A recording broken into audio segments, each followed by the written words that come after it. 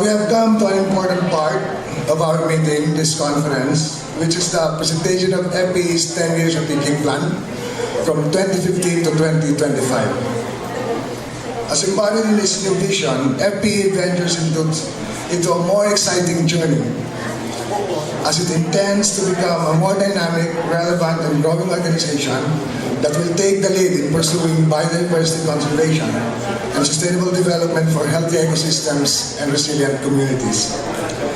To give us the overview of this new direction, I'm calling here on stage our Executive Director, Mr. Godofredo Villapando.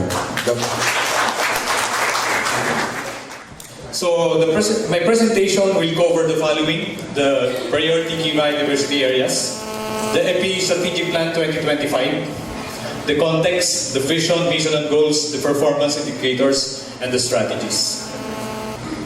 So I would like to start my presentation with the most recent fight between Floyd Mayweather Jr. and Manny Pacquiao. So pwede po natin tignan, di ba? Parang pwede natin ihalin tulad yung paghahanda sa isang laban sa tulad ng pinagdaanan ng Foundation for the Philippine Environment sa paghahanda sa kanyang strategic plan. Tulad din natin, tayo ay mga supporter at panatiko ni Manny Pacquiao. Tayo ay naniniwala sa kanyang kakayahan, sa kanyang ginawang paghahanda. Pero sa actual na laban, kuminsan po may mga yung pong ginawa mong estratehiya ay hindi yun ang nangyayari pag nandun na. So may mga kanya-kanyang tactics. Before the fight, they call it the fight of the century. But after the fight, they call it the dancing of the century. So I would like to provide with you the criteria that we use because most of the presentation and the targets that we have under the strategic plan is mainly focused, most of it, in the initiative being undertaken by FPE and being undertaken by our partner NGOs and POs on the ground for the so-called community-based biodiversity conservation and sustainable development project.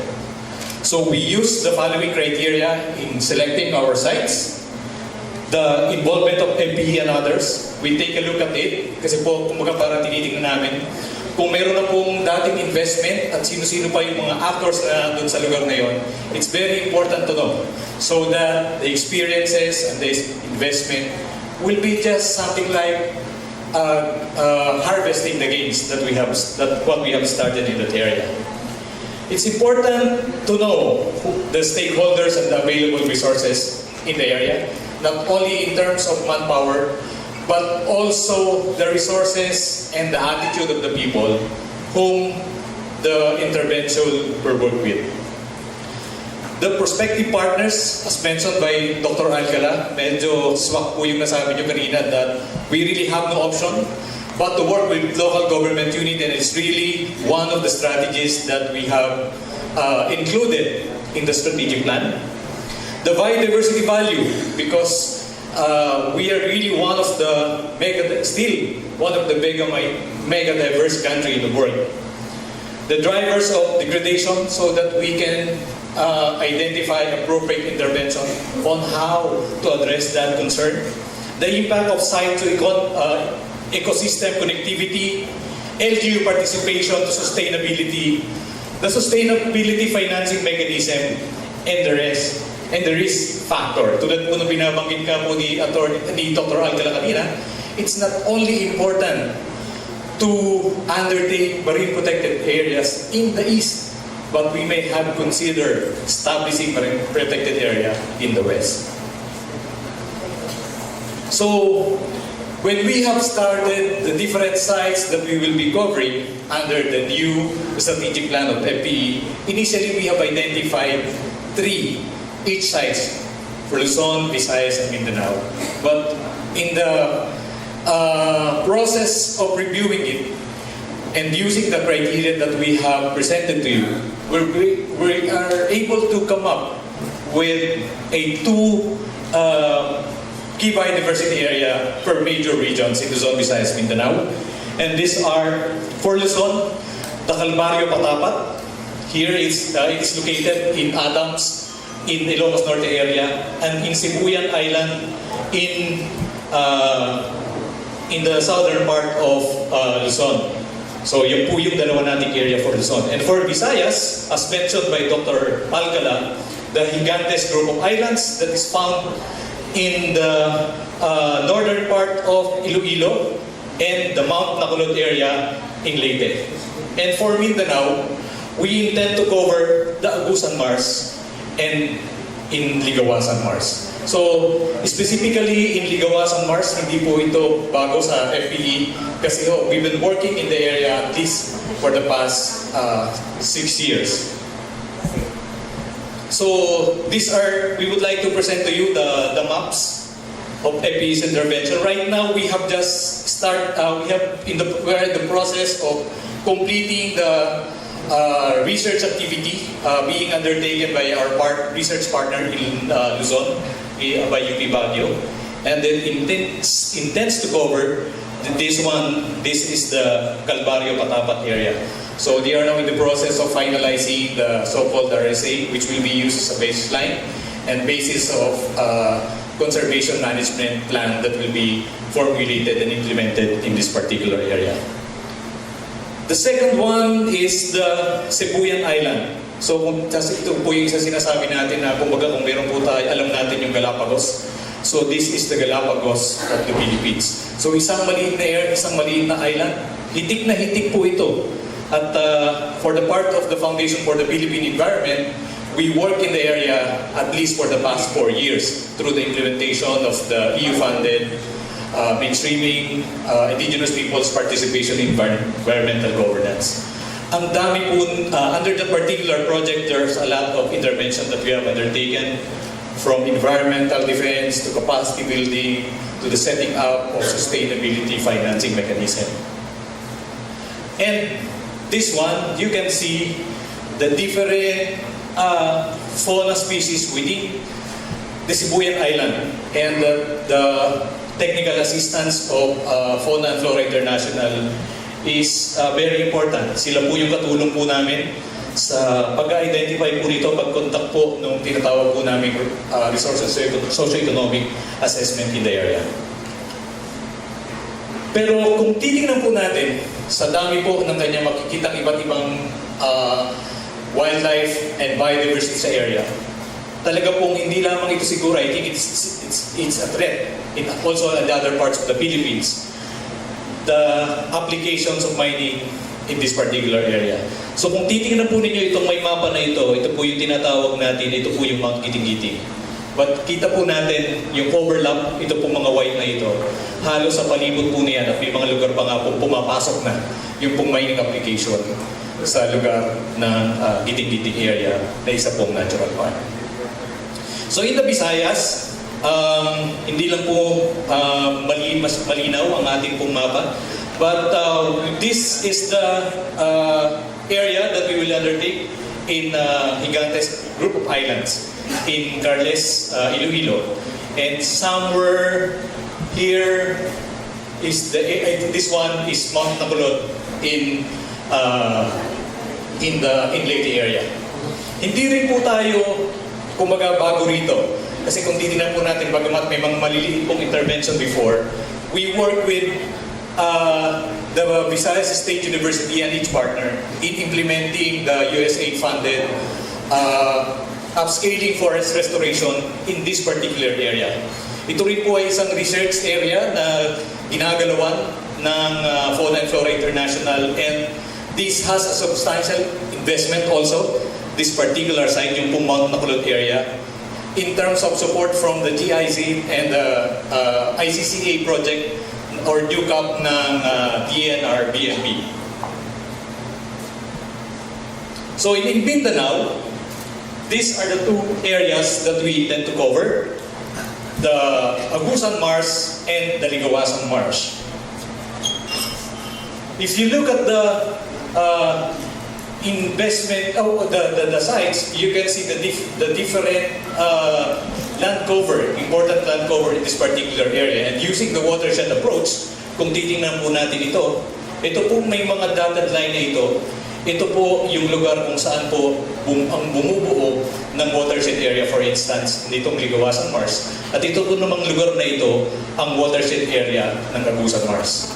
So pag sinabi po natin watershed, ang tapon po ng tubig ay papunta sa lugar na yon. So initially nga po, when we mentioned that from 9 sites, we were able to come up with a recommendation to focus on 6 sites and 2 from each region. We used to have a target for the Marilog area, isa pong maliit na area located in the boundary of Bukidnon and Davao. Pero nung tinitingnan po namin, maliit po siyang watershed area at yung tapon po niya ng tubig ay papunta rito sa may Davao Gulf area. So hindi po siya magko-contribute dito sa nakikita po namin intervention na gagawin ng FPE for the next 10 years. So in terms of intervention, ito po makikita po dito yung iba't ibang mga projects po na isinagawa na po ng FPE. Ito po because under this one, as I mentioned before, at least for the past 7 years, we have intervention in the Ligawasan Marsh. And in this particular area, this is the area of Pulangi watershed. Ito po, we work with the Bukidnon Higaunon in this area. And the portion of this is in the Misamis Oriental, where we work with indigenous peoples through a partnership with Ulan, Androwats, and Nantimber Forest Product in this tri-boundary area of Mount Kimangkil. And this area, wala po kami pang, kumbaga, maliban po dun sa RSEA that we have conducted in Ligawasan Mars. Ang major pong intervention namin that will support the watershed approach is our investment for the past 5 years in Compostela Valley area. Ito po yung pinakang headwater dito po ang Agusan Mars. At tulad nga po ng sinasabi ng mga tao, may mga pagkakataon po na sa lugar na ito ng Agusan Mars ay maganda naman yung panahon. Pero dumadating po minsan yung panahon na nakikita po nila yung tubig ay mga kulay tsokolate. Lalo na po pag umuulan. Kasi po yung headwater po nito ay nanggagaling sa may area po ng Compostela Valley. Papunta po dyan sa Agusan Mars. So using the watershed approach, makikita po ninyo makikita natin yung interconnectivity ng ating pong approach.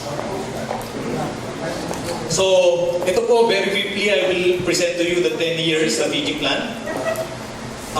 The vision of FPE for the next 10 years is for FPE as a dynamic, relevant, and growing organization leading actions in biodiversity conservation and sustainable development toward healthy ecosystem and resilient communities. So kung makikita po natin, this is really more on the internal targets of the organization. So, pero bagamat ganyan po yan, we already have included the targets for our partner communities. Yung pong nakaraang vision before, ay halos po ano po yan meron pa pong isang sentence to complete our vision.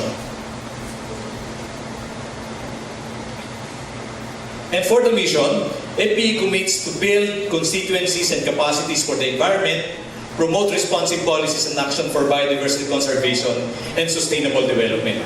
So kung makikita po ninyo yung mga keywords na ito, constituencies, capacities, responsive policies and action for BCSDs, it covers. Ito po yung pong major strategies that we will undertake under the strategic plan. Yung pong mga susunod na slides na ipapakita ko po sa inyo, this one will cover, this is the goal, and those with numbers are the key results areas that we have. And this bullet, ito po yung mga performance indicator that we have set for this area. So major habitats in adapted key biodiversity areas and other conservation sites are conserved and rehabilitated.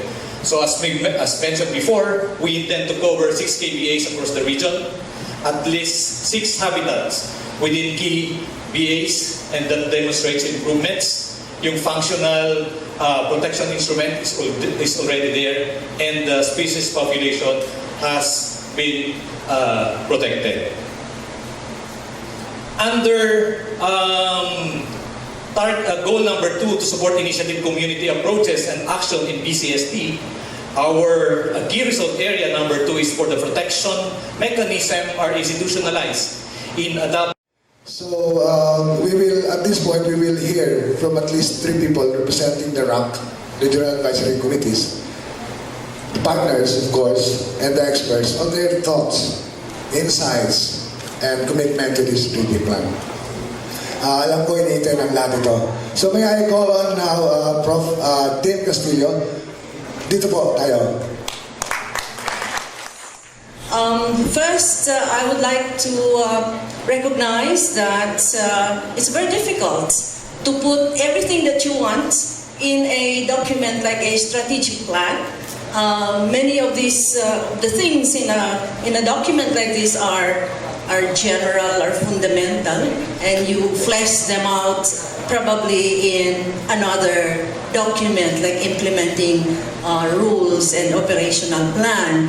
Nonetheless, I'll take this opportunity to mention even those comments that may properly belong in that more detailed document. Secondly, I would like to really congratulate FPE. This is a very clear plan, and I can see a very strong commitment to a holistic and partnering approach. Thank you very much. But at the same time, with some mea culpas, I'm supposed to speak on behalf of all the 3 RACs. Actually, I did not have time to consult the Visayas and Mindanao RACs.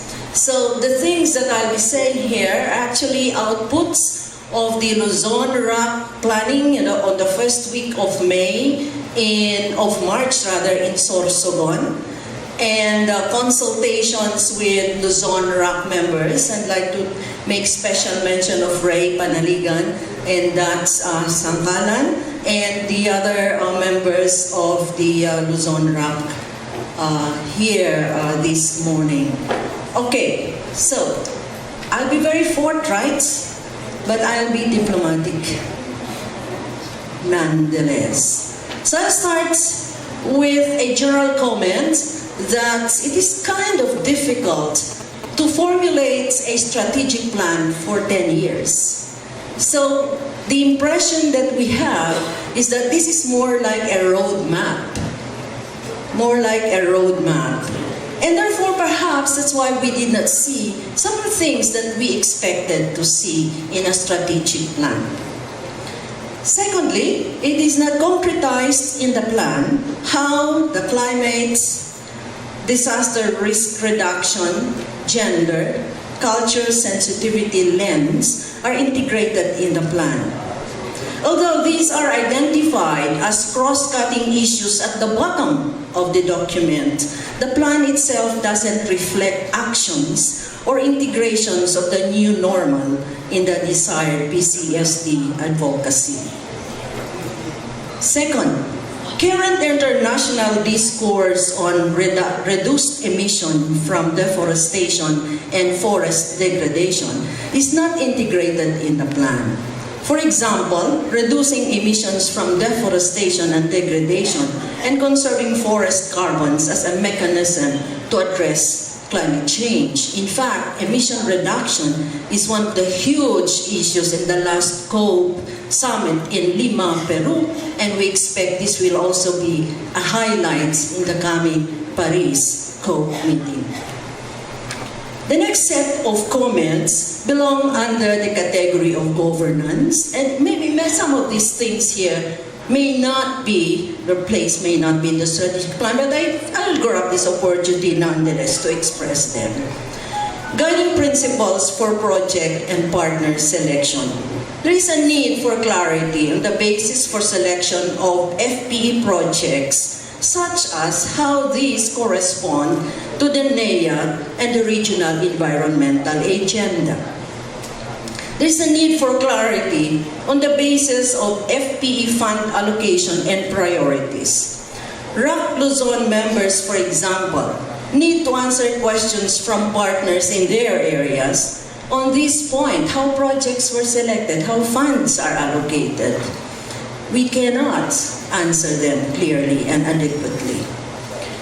The proposal is to make the REA, the Regional Environment Agenda, which is formulated by RACs, as a primary basis for approving project proposals. Still on governance, Sangkalan was struck by one information shared by National Scientist Alcala, that a huge portion of the Philippine population are actually fishing communities, maybe as much as 50%. And what I know is that they are at the bottom of the poorest, of the poor population, and the poorest of the poor are fishing communities. And we thought that FPE should consider making a definitive fund allocation for coastal protection and rehabilitation in an integrated manner. We realize, for example, that one of the key BA is Gigantes. But most of the islands in this country are small islands, not the huge island of Luzon or Mindanao, but huge, many islands. And many of these islands are peopled by fishing communities who are among the most vulnerable to climate change effects. We thought that, oh God, I have 2 minutes left. The transparency and downward accountability should be a basic operational principle. For example, in goals E and F, we thought that there should be a goal on transparent and accountable fund management. The plan doesn't reflect a clear strategy for strengthening partnership between FPE and the other partners, environmental groups, especially people's organizations. We thought that downward accountability should be a priority goal in the strategic plan. Goal B has no performance indicators on accountability to partners or partners to their communities and to the people. Goal C, the resiliency of communities is not in the performance indicators, but it is in the goal. And so many other details. We should have a holistic view, I think that's, but we thought that there should be clearer and more explicit statement on the use of human rights as a lens on justice and gender and climate justice. Vulnerable communities should not be viewed as beneficiaries or recipients of our projects, rather as our basic partners. There should be clear statements in the plan and goals and performance indicators that indicate community ownership of projects. I'm not looking at you, Rafi. Now, third main point is on the Regional Advisory Committee. We are thinking in general that RAC should have a greater role in the strategic plan. We cannot see our work. We spent a lot of time in Luzon RAC after planning in Sorsogon. Our members went back to their partners, to their communities to validate, to look, please look at our plan. What do you think? I mean, we spent time. We have committed to our work without honorarium at all. But our work, the REA, is not even considered in the strategic plan. What is the role? What is the place of REA in all this? We thought that RAC should have a greater role in project assessment and in project monitoring, project selection. We would like that the FPE furnish RAC with assessment outcomes of proposals and the monitoring of projects. I have skipped many items because, Rafi, you have been oppressive. Thank you very much.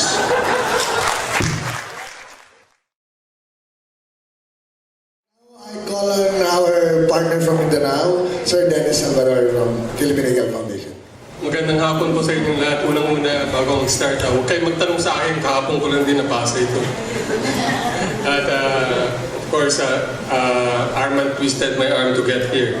Anyway, maraming salamat sa opportunity. I am sure that many organizations, past and present, appreciate the role you played in the conservation of our country's natural resources. Aptly named the Foundation for Philippine Environment, it continues to be one of the few and important windows for funding environmental causes today. Many of us CSO will continue to rely on you to help and enable us to sustain conservation actions on the ground and well into the future. FPE's action in the future will weigh heavily on the country's resources, the people who depend on it to survive, and certainly on many CSOs directly working with our people to save these resources. As a partner, I am honored to be able to say my 2 cents worth. But I also recognize that my insights may be quite limited to my own experience and sphere, and therefore not representative of the full range of partners that the FPE works with. 23 years ago, we celebrated the beginning of a funding organization dedicated to providing grants and address threats to the Philippine environment. These grants have helped organizations like us to pursue our mission, effectively complementing actions directed at saving, in our case, the great Philippine eagle. I find it confusing then to see FP's role shift towards being, quote, more proactive in building capacities of communities and so on, end quote. This language clearly implies direct action. Does this mean then that FPE will now take a role of an implementing organization? To my mind, this will effectively reduce FPE's capacity for grant making to CSOs. It may also inadvertently give the impression of having given up supporting and capacitating local NGOs in the areas that you've targeted. Granted that you'll do a better job at it, but at what price for local NGOs?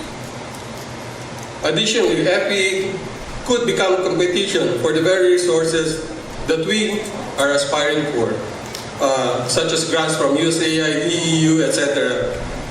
I would probably think long and hard on this one. On goal A, to support and initiate community actions and approaches in BCSD, I found myself subscribing to the idea of limiting and focusing resources on a few landscapes to achieve significant results. But then I also found this quite disturbing because ang outline basically is somewhat similar to our own. Parang implementing NGO talagang ang strategic plan. Anyway, himayin na lang natin for what it is. The plan clearly recognizes the improving natural and human assets as key to the success of BCSD goals. As this is aimed at protecting sites and improving livelihood, operationalizing this means that there should be substantial investment on both aspects. Currently, FPE tends to fund more environmental components with very limited allotted for economic activities.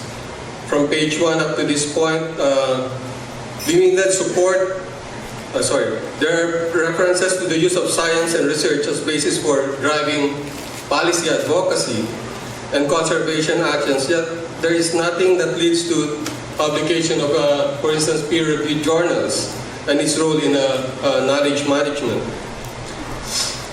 The third is on deputizing environmental enforcers. Alternative ways of deputizing local enforcers should be sought if you want community-based monitoring. As we know, many of the local stewards can even pass the minimum requirements of DNR deputation. Alternatively, we may have to look at even improving literacy among the communities we work with. And of course, work towards changing DNR rules. Capacity building of local champions should be professionalized. For example, community forest guards can become local champions of BCSD. The trend in education capacity building now is that short-term trainings can be used to boost qualification. A nationally issued certificate of competency can help professionalize important environment jobs. Since local stewards also have these competencies, they should be compensated properly for this. Lapit na Rafi. On goals D&D, I've made this very big. I'm just wondering why there's very little effort more at exploring the traditional debt swaps or exploring new and innovative financing schemes with multilateral agencies, or even tapping Filipinos abroad, since you clearly have the resources to do it. I appreciate FPE's investments and continuing work to further national policies in behalf of the environment. These certainly are needed. However, I fail to see serious actions on enforcement despite it being mentioned several times in the document. I don't see why, for instance, Bobby Chan's pioneering work isn't piloted in other areas. On goal C, perhaps getting publicity itself for FPE is maybe not as important as the causes, projects, and policies it supports and espouses. FPE does not need to be popular. It already is known, especially to the many organizations and communities it works with.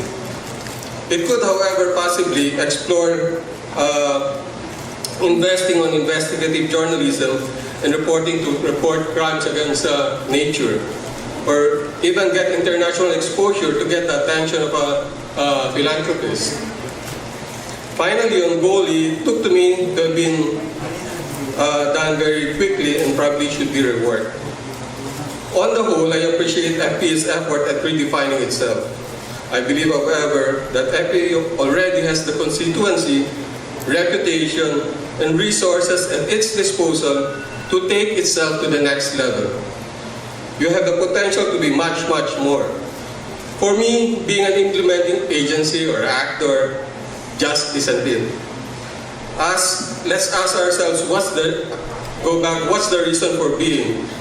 And it is to strengthen the NGO community and to help them to be able to get things done on the ground. Thanks.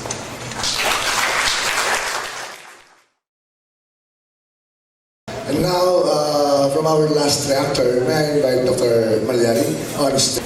Welcome to Iloilo City. This is the city of love. So, my theme today is about love, I think.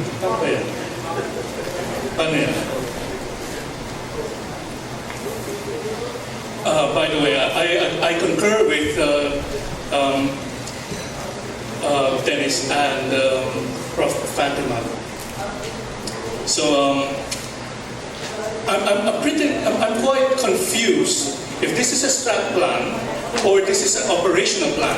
It seems to me, so this document is a hybrid between an operational plan and a strategic plan. But nonetheless, that thing called strat plan, lahat ng sasabihin ko today are all about hugos, about love. Ay, mabalik.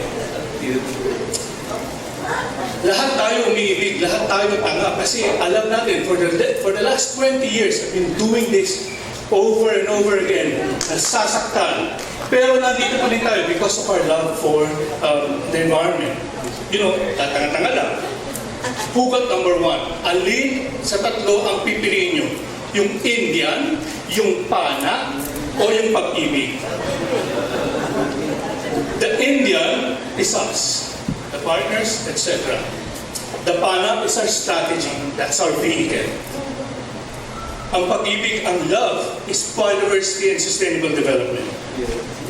If that is the case, gusto natin swak, tusok na tusok dun sa puso. Yeah? Tusok. If biodiversity was the target, can you picture in the strategy where these targets are? To me, the closer you are to biodiversity, it's all about site management, species management with the partners. Yung lahat ng noise, these are all enablers to reach the goal. Sana tusok na tusok dun sa bullseye. However, when I looked at the strategy, I think these are all activities. These are all implementing management actions. The question is, Are there indicators of the improved response of our conservation targets? Is there an articulation? I don't quite see yung reduced pressures, articulation of the reduced pressures on conservation targets. Much less, what is the conservation effect? Ano yung gusto nating makita na conservation effect?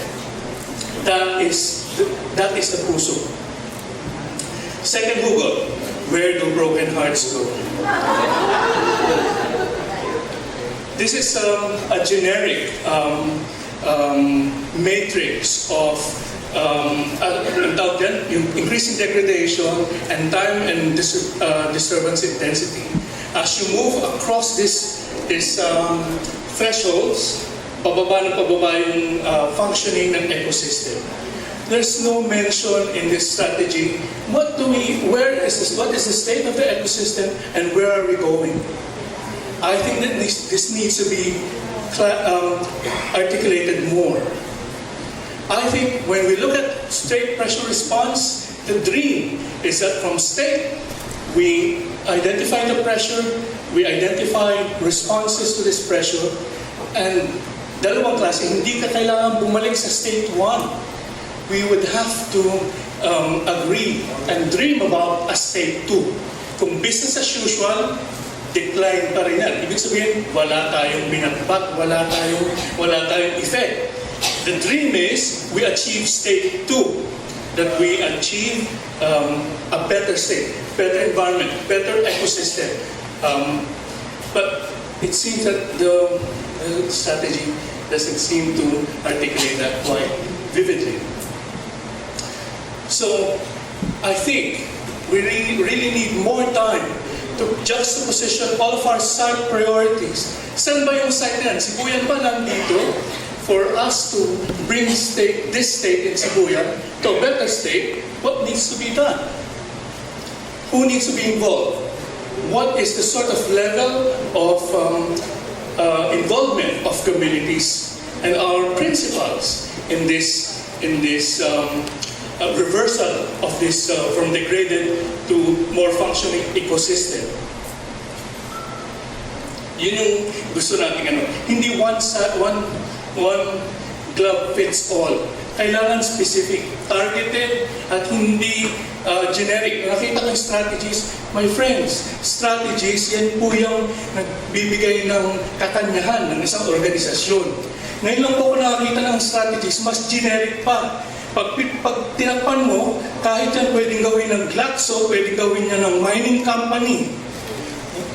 Are we better than a mining company? I hope so. Hugot number 3. Kung mahal mo, ipaglaban mo. Hanggang kaya mo, huwag kang bibitaw. But my friends, for the last 20 years, we've seen Sibuyan Island. And we've seen that it has lost forest. Medyo maliit lang. 251 hectares of forest have been lost. Ang problema mo, lahat ng gubat na from old growth, nawala, yung second growth nawala, lahat lumipat sa cultivation. Nasaan ba yun? 8,000. Maybe agriculture is something that, expansion of agriculture is something that we need to look into as a main driver. But it doesn't figure in the stat plan. My friends, this is buyan. Mahal mo yan. Kaya lang, ang nakikita mo hindi deforestation but forest degradation.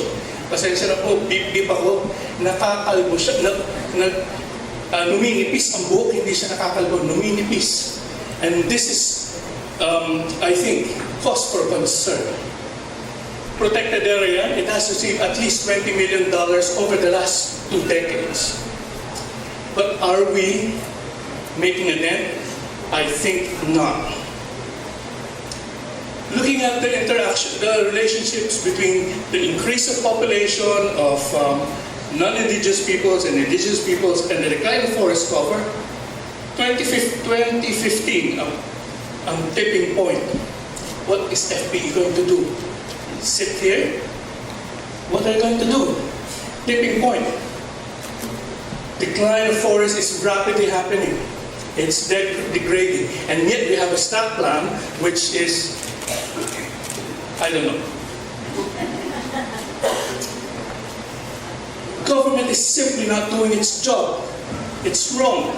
Yung yellow, yan po yung protected area. Yung pong may shading, yan po yung areas na magsusurvive, yung biodiversity. The more intense the shading, the more species rely on that area. Intense area outside of the yellow. Mali ang posisyon ng biodiversity areas. Perhaps we need to work well. We need to work better. I've not seen in this strategy smart targets. Coverage of FPE project portfolio expanded by X% in X years. X number of hectares by year 10, etc. Drivers of destruction and habitat degradation are quantified as baselines by year 1. No further loss in 10, 20 years? Have we articulated that? No. No net loss? Wala rin. Reduction of rate of degradation by what % in how many years? Anong gusto natin? 20, 30, or no loss at all? We have to make those hard decisions. Decreasing size in non-forest habitats by X% in X number of years. Recovery or restoration gain of biomass by X number of hectares in whichever habitat in how many years. Livelihoods improve by what %? We have to make those difficult choices. Hugot number 4. Natapos yung 8 years na relationship ng 7 words, hindi na kita mahal, makakalis ka ba? We have to make those difficult choices now. Otherwise, these difficult choices will be made for us by default. Deforestation is happening right under our noses. Mahal natin pero we're not doing those difficult choices. We're not articulating it in our strategies. At the moment, I think what's happening is that as it stands, yung strategy natin is this, the arrow, yung pana. The pana is sharp. Pag nakita mo yung strategy, maganda. It makes FPE more efficient. Pero hindi siya nakatusok dun sa mahal natin kasi hiwalay siya. Ang ating pangarap, tusok na tusok all the way through yung pana. At the moment, hindi siya ganyan. So my dream is, tusukin natin. Let's work harder. Sabi nga ni Miriam, those who like me, raise your hand. For those who don't, raise your standards. I hope we raise our standards.